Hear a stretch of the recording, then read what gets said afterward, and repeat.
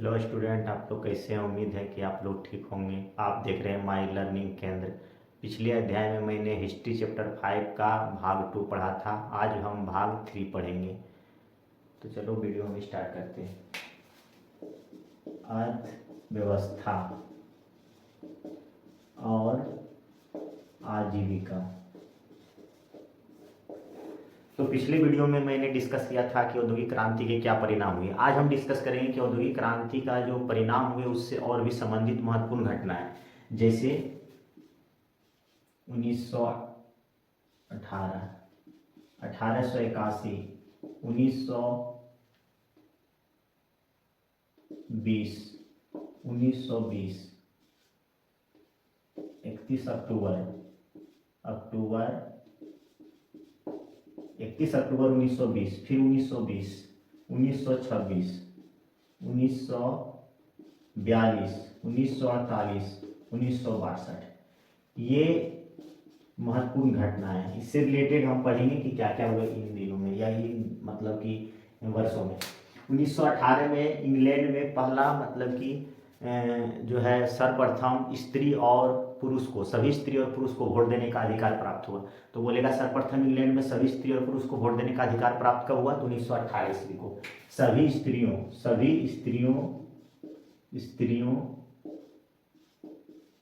स्त्रियों और पुरुषों को वोट देने का अधिकार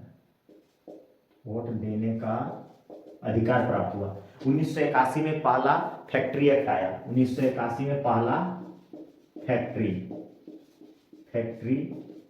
एक्ट आया। ये सवाल इंपोर्टेंट बनता है कि 1881 में जो पहला फैक्ट्री एक्ट आया उसके तहत या उसकी क्या विशेषता है। तो 1881 में जो पहला फैक्ट्री एक्ट आया, इसके तहत 7 वर्ष से कम आयु के बच्चे को कल कारखाने में काम करने से रोका गया और जो 12 वर्ष से अधिक आयु के जो बच्चे थे उसे काम की अवधि को नीचे किया गया। और अब हम पढ़ते हैं 31 अक्टूबर 1920 में क्या हुआ। तो 31 अक्टूबर 1920 में अखिल भारतीय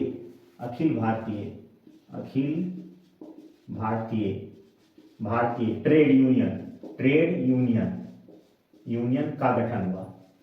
अखिल भारतीय ट्रेड यूनियन का गठन हुआ।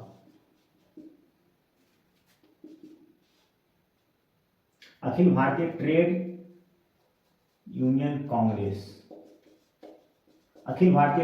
कांग्रेस का गठन हुआ। तो पूछेगा अखिल भारतीय ट्रेड यूनियन कांग्रेस का गठन कब हुआ? 31 अक्टूबर 1920 को। ये इंपोर्टेंट सवाल है कि अखिल भारतीय ट्रेड यूनियन का गठन कब हुआ? 31 अक्टूबर 1920 को हुआ था। और इसके तहत जो था मतलब कि जो सभी मजदूर पहले असंगठित थे, इसके तहत सभी मजदूर क्या हो गए? संगठित हो गए, जो अखिल भारतीय ट्रेड यूनियन कांग्रेस का गठन हुआ। अब 1920 में क्या हुआ? ILO अंतरराष्ट्रीय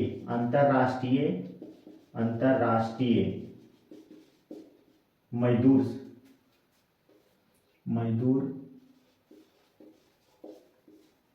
संघ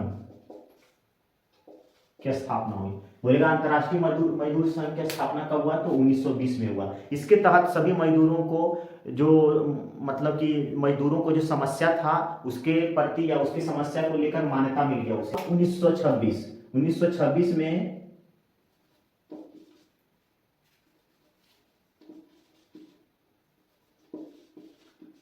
मजदूर संघ समिति का गठन हुआ।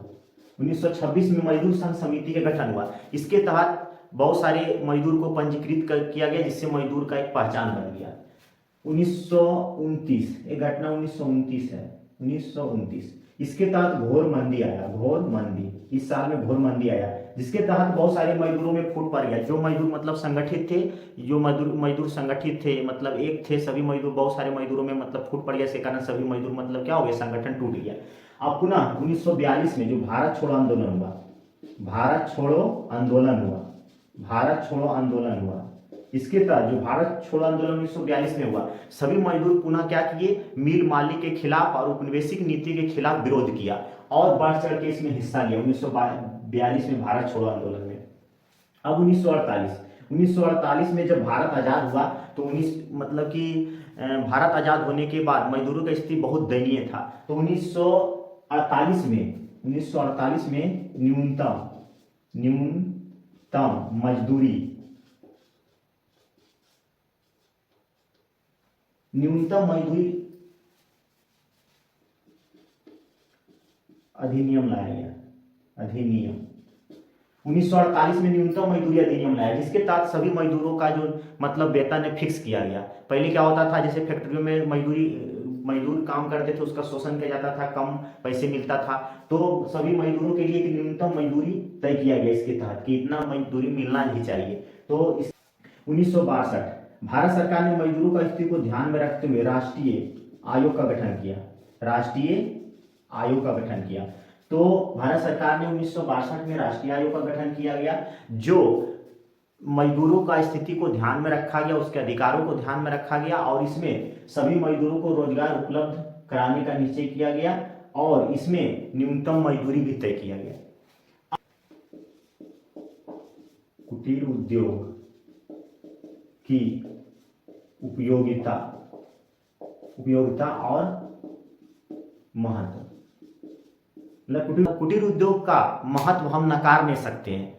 जिस समय बड़े बड़े उद्योग विकास कर रहे थे, तो उस समय शहरों में कुटीर उद्योग तो बंद हो रहे थे, लेकिन जो गांव थे, कस्बों में, वहां कुटीर उद्योग पल्वित हो रहे थे, पुष्पित हो रहे थे। वहां पे कुटीर उद्योग ने बहुत सारे जन लोगों को लाभ पहुंचा रहा था। इसी कारण से कुटीर उद्योग का महत्व को हम नकार नहीं सकते। तो इसका क्या उपयोगिता, या इसका मतलब कि कुटीर उद्योग का क्या लाभ हम बोल सकते हैं कि क्या है, कुटीर उद्योग का क्या लाभ था। तो गांधी जी ने कुटीर उद्योग के बारे में कहा था कि भारत के दशा के अनुसार कुटीर उद्योग अनुकूल है। भारत के दशा के अनुसार, जिस तरह भारत की स्थिति है, उसके अनुसार से कुटीर उद्योग क्या है, अनुकूल है। कुटीर उद्योग से मतलब कि बहुत सारे परिणाम देखा गया, बहुत सारे मतलब कि लाभ, या कुटीर उद्योग के निम्नलिखित महत्व हम बोल सकते हैं। पहला कि इससे अधिक से अधिक लोगों का रोजगार मिला। दूसरा, कौशल का विकास हुआ, इससे कौशल का विकास हुआ। तीसरा बोल सकते हैं उद्यमिता का विकास हुआ, उद्यमिता का विकास हुआ। चौथा बोल सकते हैं यह राष्ट्रीय आय के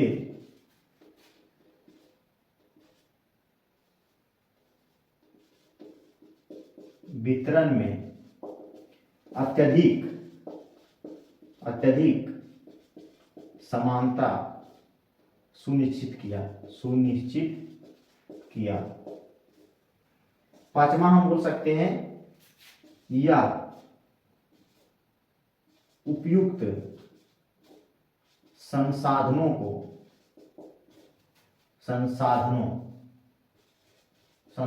को उपयोगिता योग्य बनाया।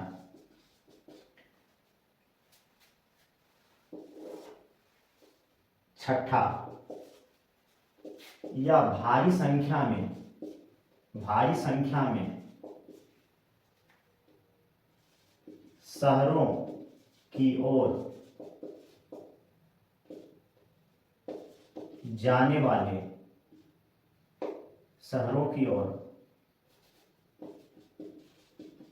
रोजगार के लिए जाने वाले लोगों को रोका। निम्नलिखित महत्व है, जिससे पहला, इससे अधिक से अधिक लोगों का रोजगार मिला। दूसरा, कौशल का विकास हुआ, इससे उद्यमिता का विकास हुआ। राष्ट्रीय आय के वितरण में अत्यधिक समानता सुनिश्चित किया। यह उपयुक्त संसाधनों को उपयोगिता योग्य बनाया।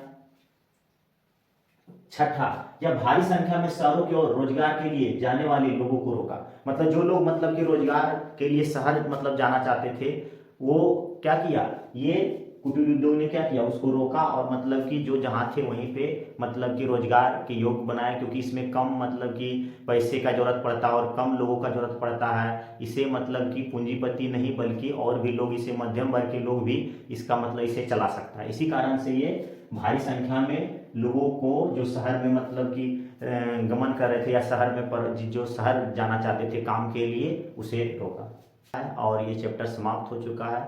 मैं अगले वीडियो में अगले पार्ट को पढ़ाऊँगा। अगर वीडियो आपको पसंद आए तो सब्सक्राइब करें और लाइक करें और ज़्यादा से ज़्यादा तक लोगों को शेयर करें। इस प्रकार के और भी वीडियो आपको इस चैनल पे मिलते रहेंगे और आते रहेंगे।